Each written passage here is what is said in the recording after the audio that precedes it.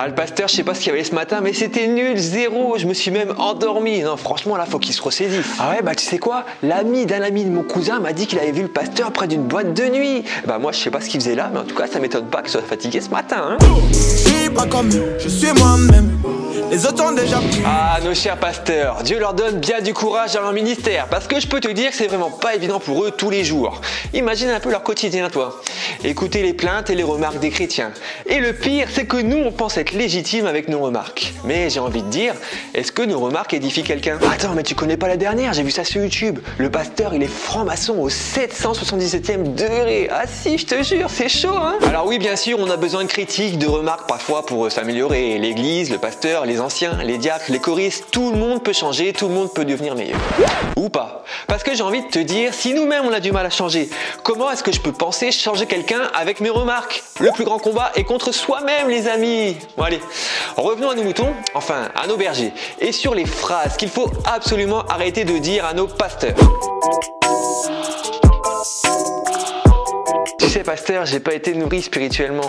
Tu sais, c'est les bébés qu'on nourrit. Les adultes, eux, ils se nourrissent eux-mêmes. Tiens, regarde là-bas, il y a la parole de Dieu qui t'attend. Oui, tu peux la lire, c'est bien. Ouvre-la, c'est bien. Tu veux que je te dise franchement, tu réponds même pas à mes besoins. Bon, écoute, mon frère, c'est pas moi qui vais répondre à tes besoins, mais Jésus. Tu connais Jésus? Non, mais enfin, j'ai le droit, je fais ce que je veux. Oui, effectivement, tu as des droits, mais la Bible parle de grâce et de miséricorde et pas de droits que nous méritons. Nous sommes à l'église pour servir, mon frère. Pasteur, je trouve que vous êtes un peu dictateur sur les bords, hein. Tu sors, tout de suite, radié, en prison.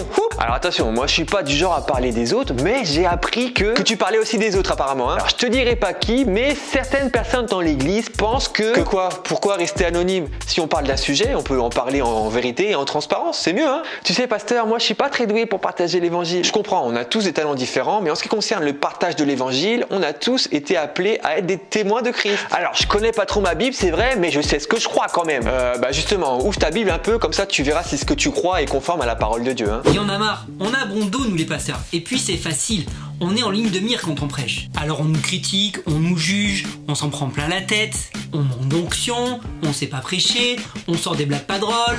Bon, j'avoue que sur ce point-là, c'est pas complètement faux. Ah, par contre, quand c'est la crise et que rien ne va dans sa vie, là, le pasteur, il est merveilleux, il est rempli de l'esprit, il sait prier, il doit être disponible immédiatement, bref. On est des êtres humains nous aussi, avec nos défauts, nos faiblesses, et on a besoin d'amour, de respect et de prière.